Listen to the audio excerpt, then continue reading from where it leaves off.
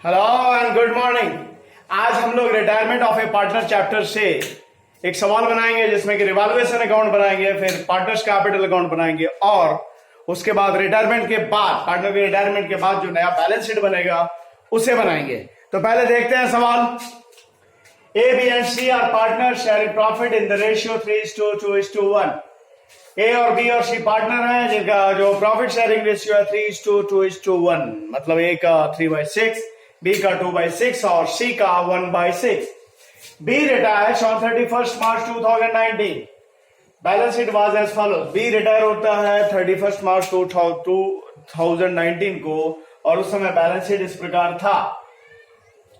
Liability side में creditors 50,000, workman compensation fund 18,000, provident fund 12,000 और capital A का 80,000, B का 60,000 और सी का भी 60,000। इस तरह कैपिटल टोटल हो गया 2 लाख रुपए। इस तरह बैलेंस शीट का लायबिलिटी साइड का टोटल 2,80,000। और एसेट साइड में देखते हैं बैंक 20,000, डेटर्स 20,000 पर उसमें से प्रोविजन फॉर डाउटफुल डेट्स किया हुआ है 800, तो डेटर्स है 19,200 और stock 32,000, furniture 40,000, computer 74,000, land and building 82,800 और गुडविल 12,000। इस तरह एसेट साइड का भी टोटल हो गया 2,80,000 रुपए।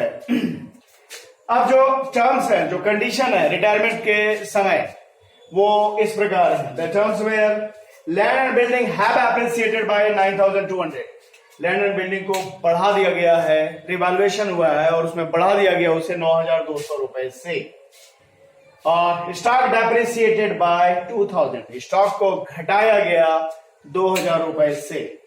और आगे है provision for doubtful debts to be made by 5% on debtors. Provision for doubtful debts को डेटर्स का 5% करना है। Furniture to be brought up to ₹36,000। और फर्नीचर को 36,000 रुपए पर लाना है, मतलब इसका वैल्यू 36,000 रुपए होगा। और goodwill of the firm be valued at 90,000। और जो फर्म का गुडविल का जो वैल्यूएशन दाम लगाया गया रिटायरमेंट पर्पज से, जो फर्म के गुडविल का जो वैल्यू मूल्यांकन किया गया वो है 90,000। B is paid through bank. Necessary loan may be obtained from bank. और बी जो पार्टनर रिटायर हो रहा है उसे थ्रू बैंक पेमेंट कर दिया जाएगा। थ्रू कहने का मतलब चेक से उसे पेमेंट कर दिया जाएगा और अगर जरूरत पड़ा तो बैंक से लोन लिया जाएगा। अगर बी को पेमेंट करने के लिए जरूरत पड़ा तो बैंक से कर्ज लिया जाएगा। मतलब यहाँ का बी का जो भी निकलेगा उसके वो सारा का सारा पेमेंट कर दिया जाएगा उसी समय। जो भी उसका हिसाब किताब निकलेगा टोटल पेएबल अमाउंट, वो बी को उस रिटायरिंग पार्टनर को पेमेंट कर दिया जाएगा। और finally new profit sharing ratio of A and C. A और सी जो पार्टनर बच जाएंगे उनका जो नया प्रॉफिट शेयरिंग रेशियो होगा वो होगा 5:1। Prepare necessary ledger account and balance sheet. हमें नेसेसरी जो लेजर है वो बनाने हैं और उसके बाद फर्म का नया बैलेंस शीट, कहने का मतलब सी के रिटायरमेंट के बाद, सॉरी बी के रिटायरमेंट के बाद जो नया बैलेंस शीट बनेगा वो बनाना है। तो सबसे पहले हम लोग रिवैल्यूएशन अकाउंट बनाते हैं और रिवैल्यूएशन अकाउंट के बारे में कई बार हमने आपको पीछे के वीडियोज में भी बताया है। एसेट्स बढ़ गया या लायबिलिटी घट गया तो उसे रिवैल्यूएशन अकाउंट के क्रेडिट में, क्योंकि उनसे फायदा होता है। और एसेट्स घट गया या लायबिलिटी बढ़ गया तो उन्हें रिवैल्यूएशन अकाउंट के डेबिट में, क्योंकि उनसे फर्म को नुकसान होता है। तो देखते हैं पहले रिवैल्यूएशन अकाउंट। तो रिवैल्यूएशन अकाउंट में क्या है? Land and building have appreciated by 9,200। Land and building जो एसेट्स है वो बढ़ गया, उसका वैल्यू बढ़ गया 9,200 रुपए रिवैल्यूएशन में। तो एसेट्स बढ़ गया, इसे क्रेडिट में दिखाएंगे तो बाय लैंड एंड बिल्डिंग 9,200। और stock depreciated by ₹2,000। Stock assets है ये घट गया है 2,000 रुपए से, तो इसे दिखाएंगे डेबिट में। तो टू स्टॉक अकाउंट 2,000। और उसका provision for doubtful debts to be made by 5%। Provision for doubtful debts जो है इसे डेटर्स का 5% करना है। तो करके देखते हैं हम लोग। तो डेटर्स हमारा कितना है? डेटर्स हमारा 20,000। डेटर्स हमारा कितना है? 20,000। उसका 5% अगर करें तो हमारा आता है 1,000 रुपया, 1,000। तो प्रोविजन फॉर डाउटफुल डेट्स हमें 5% करना है। ये एक लायबिलिटी है तो ये अगर हम 5% करते हैं तो ये 1000 हो रहा है, और जबकि पहले से प्रोविजन 800 है। तो liability provision for doubtful dates एक लायबिलिटी है, वो लायबिलिटी पहले से 800 है, अब उस लायबिलिटी को 1000 करना है, तो लायबिलिटी बढ़ गया 200 रुपए से, तो नुकसान हुआ है, तो इसे भी दिखाएंगे डेबिट में। लायबिलिटी बढ़ गया तो इसे डेबिट में, तो कितना बढ़ा, पहले से 800 था ही और अभी 1000 होना है, मतलब ये 200 बढ़ रहा है liability provision for doubtful debts. तो इसका हमने कर लिया। उसके बाद furniture to be brought up to ₹36,000, furniture को 36,000 रुपए पे लाना है। तो देखते हैं कि फर्नीचर है कितने का। फर्नीचर है 40,000 का, 40,000 का एसेट है, इसे 36,000 का करना है, तो एसेट है फर्नीचर, उसमें कमी आ रही है, तो उससे भी डेबिट में क्योंकि नुकसान है, तो फर्नीचर 4,000, ये जो कमी आए इसे डेबिट में दिखाए। अब क्या करेंगे कि क्रेडिट और डेबिट का बैलेंसिंग करेंगे। तो क्रेडिट साइड इसका 9,200, क्रेडिट साइड का टोटल ज्यादा है, तो उसमें से हम क्या करें 2,200 और 4,000 इसे डिडक्ट करेंगे, तो हमारे पास बच रहा है 3,000। ये रिवैल्यूएशन पर, एसेट्स और लायबिलिटी के रिवैल्यूएशन पर हमें फर्म को प्रॉफिट हुआ। तो इस प्रॉफिट को तीनों पार्टनर्स में उनके प्रॉफिट शेयरिंग रेशियो 3:2:1 में बांट दिया जाएगा। तो 3,000 का 3/6 ए को 1,500 रुपया, और 3,000 का 2/6 1,000 रुपया बी को, और 3,000 का 1/6 500 रुपया सी को दे दिया गया। तो ये था रिवैल्यूएशन अकाउंट, ये हमने बनाया।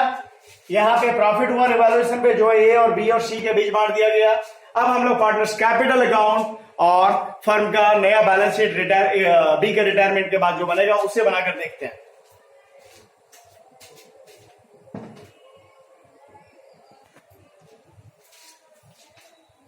हमने यहाँ पे जो पार्टनर्स कैपिटल अकाउंट बनाया, इसे कॉलमनर भी बना सकते हैं, पर मैंने ये सारे अकाउंट जो है पार्टनर्स के कैपिटल अकाउंट सेपरेटली बनाए, सभी के अलग अलग, जिससे कि आपको समझने में सहूलियत हो।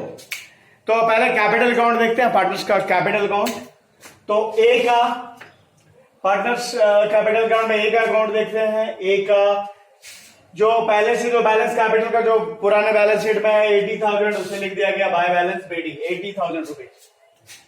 उसके बाद में पुराने बैलेंस शीट में फंड था वर्कमैन कंपनसेशन फंड, यहां पे ध्यान देना है, वहां पे दो फंड है, वर्कमैन कंपनसेशन फंड और प्रोविडेंट फंड। तो मैंने आपको बताया कि कोई भी फंड या रिजर्व पार्टनर्स के बीच में उनके ओल्ड प्रॉफिट शेयरिंग रेशियो में बांट दिया जाता है, पर प्रोविडेंट फंड नहीं, क्योंकि प्रोविडेंट फंड जो है उसमें जो जमा राशि है वो एम्प्लॉइज के होते हैं, कर्मचारी के, जो कि उस फर्म में उस व्यापार में काम कर रहे हैं, वो सारे कर्मचारी के होते हैं। तो ये आउटसाइड का है, ये आउटसाइड लायबिलिटी है, इसे नहीं बांटा जाएगा पार्टनर्स के बीच। तो लेकिन वर्कमैन कंपनसेशन फंड को बांटेंगे। तो वर्कमैन कंपनसेशन फंड जो है उसे सभी पार्टनर्स के बीच उनके ओल्ड रेशियो में बांट दिया जाएगा। तो वर्कमैन कंपनसेशन फंड को ए और बी और सी के बीच जो कि 18,000 था उसका 3/6, ए को 9,000 रुपया, तो ये वर्कमैन कंपनसेशन फंड 9,000 रुपया उसके क्रेडिट में लिख दिया गया, क्योंकि इससे उसका कैपिटल बढ़ेगा। हमें पता है कि कैपिटल अकाउंट के क्रेडिट में कौन सारे आइटम लिखते हैं जिससे कि कैपिटल बढ़ता है, और डेबिट में क्या लिखते हैं जिससे कि कैपिटल में कमी आती है। तो ये हो गया। और फिर रिवैल्यूएशन में प्रॉफिट था, उस प्रॉफिट में हिस्सा ए का जो बनेगा वो ए के पास लिख दिया गया, ए के कैपिटल अकाउंट के क्रेडिट में 1,500 रुपए। और अब डेबिट में आते हैं, तो डेबिट में पुराने बैलेंस शीट में गुडविल था, गुडविल को राइट ऑफ करेंगे सभी पार्टनर्स के बीच। तो गुडविल कितना था, गुडविल था 12,000, 12,000 को ए और बी और सी के बीच 3/6, 2/6, 1/6 राइट ऑफ किया गया। तो ए के हिस्से आया 12,000 का 3/6 6,000, तो 6,000 ये राइट ऑफ करेगा ए, इससे चूंकि कैपिटल में कमी आती है इसे लिख दिया गया डेबिट में, टू गुडविल रिटर्न ऑफ। और इसके आगे गुडविल जो बी के रिटायरमेंट पे जो गुडविल का जो वैल्यूएशन किया गया था फर्म का वो 90,000, उस 90,000 में बी को उसका हिस्सा मिलेगा चूंकि वो रिटायर हो रहा है। तो 90,000 का चूंकि बी का जो हिस्सा था 2/6, तो 90,000 का 2/6 30,000, और ये 30,000 उसे कंटिन्यूइंग पार्टनर अपने गेनिंग रेशियो में देंगे, मतलब कि जो पार्टनर बच गए और सी अपने गेनिंग रेशियो में देंगे। तो यहां पे गेन कैसे हो रहा है, तो गेनिंग रेशियो हम निकाल कर देखते हैं। तो गेनिंग रेशियो बराबर new ratio minus old ratio. तो ए का न्यू रेशियो 5/6, चूंकि नया जो प्रॉफिट शेयरिंग रेशियो हो गया वो 5:1, जो कि सवाल में दिया हुआ है। तो नया रेशियो 5/6, जबकि पुराना उसका रेशियो, पुराना जो शेयर था 3/6, तो 5/6 में 3/6 डिडक्ट किया तो आएगा 2/6, मतलब कि ए गेन कर रहा है, ये 2/6, और सी का 1/6 नया है और 1/6 ही पुराना भी था, तो उसका कोई गेन नहीं हो रहा, उसका 0 हो जा रहा है, मतलब कि गेन करने वाला पार्टनर केवल ए है। तो जो भी गुडविल का अमाउंट बी को मिलना है वो सारा का सारा कौन कंपनसेट करेगा, तो ए करेगा। तो इसलिए ए ये गुडविल का अमाउंट जो बी को दे रहा है, और इससे ए के कैपिटल में कमी आएगी, तो इसे भी डेबिट में लिखा गया 30,000 रुपए, जो गुडविल का अमाउंट जो बी को दिया जाना है वो केवल ए कंपनसेट करेगा, क्योंकि गेन करने वाला एक अकेला वही पार्टनर है। तो ये 30,000 रुपए दिया, तो इससे भी कमी आएगी, तो इसे भी डेबिट में दिखाया गया।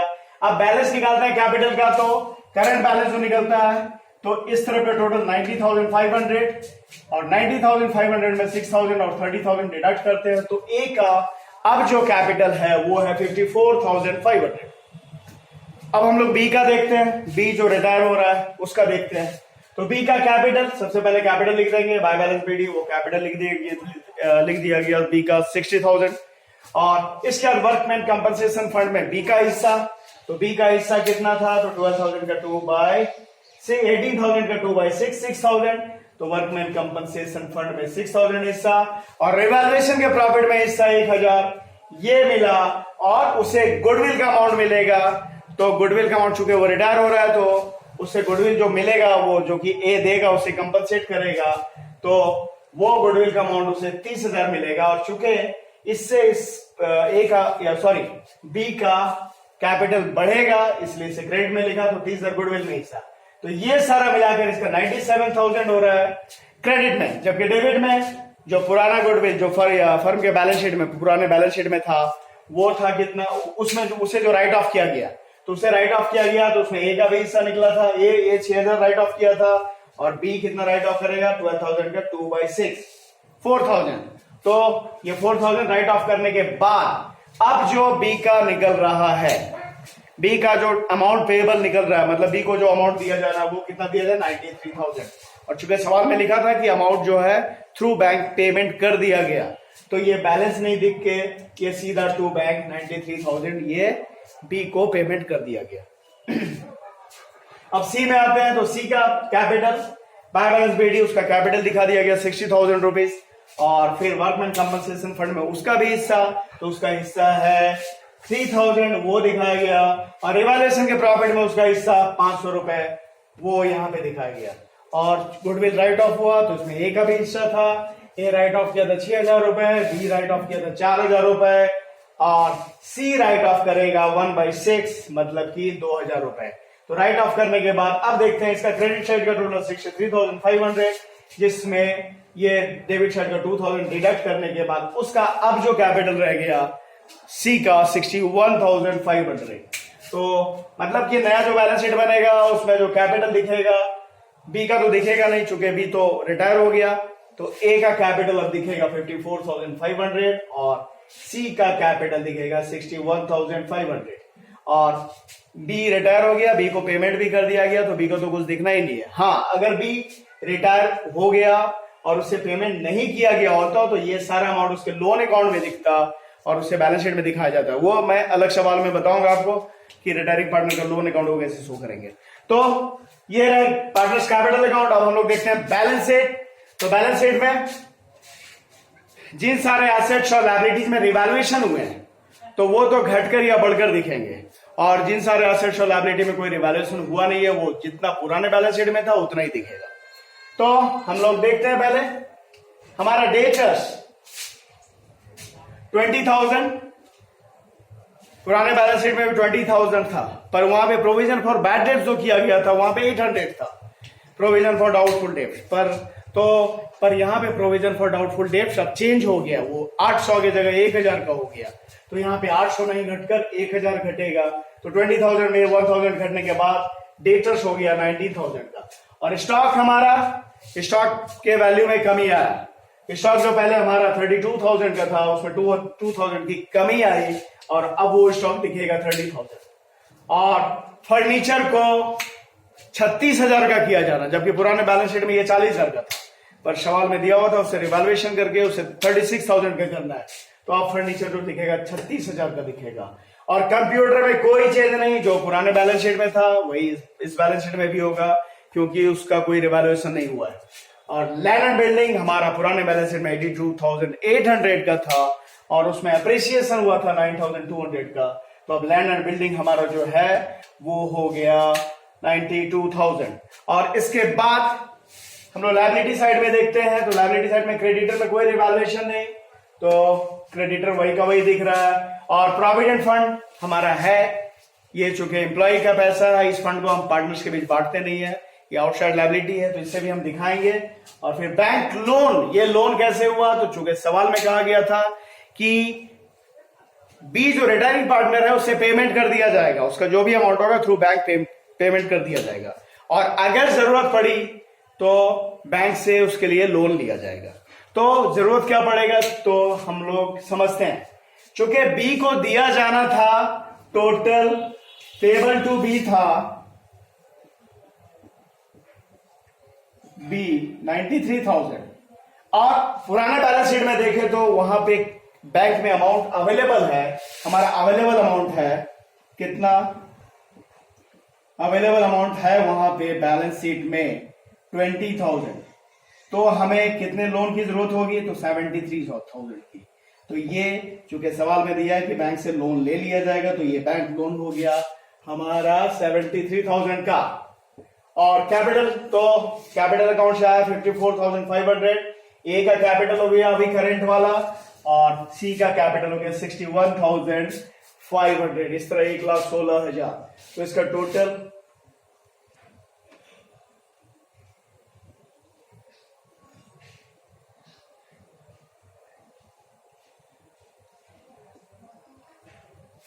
और इस तरफ 0, 2, 4, 6, 6, 12, 12, 21, 2, 9, 11, 7, 18, 3, 21, 3, 24, 1, 25, सॉरी 2,51,000, ये टोटल का देख लेना है, हो सकता है टोटल में किसी तरह का मिस्टेक हो तो उसे सुधार लेना है। तो ये रहा, जब एक पार्टनर रिटायर होता है तो फिर रिवैल्यूएशन अकाउंट और पार्टनर्स कैपिटल अकाउंट और फर्म का नया बैलेंस शीट, और इसमें आगे भी हम लोग और भी सवाल बनाएंगे रिटायरमेंट ऑफ ए पार्टनर के इस चैप्टर में। तो इस वीडियो में इतना ही, उम्मीद है आपको हमारे सारे वीडियोस पसंद आ रहे हैं, तो आप इन्हें लाइक करें, हमारे चैनल को सब्सक्राइब करें और बेल बटन को जरूर प्रेस करें। Thank you very much.